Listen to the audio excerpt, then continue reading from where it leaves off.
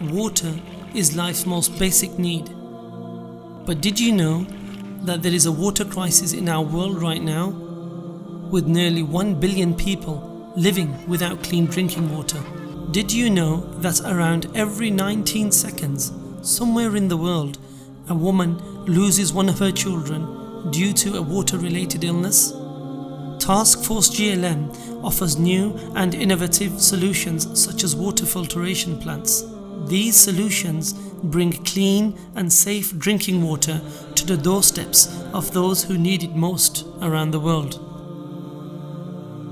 In order for us to go ahead and in order for us to accomplish this, we need your ongoing support and we need your generous donations. Inshallah, we require for you to share the link and share it with friends and family. Get everybody involved. It'll be a means of Sadaqah Jariyah, inshallah, for yourselves and for all those that utilize these services as well, inshallah.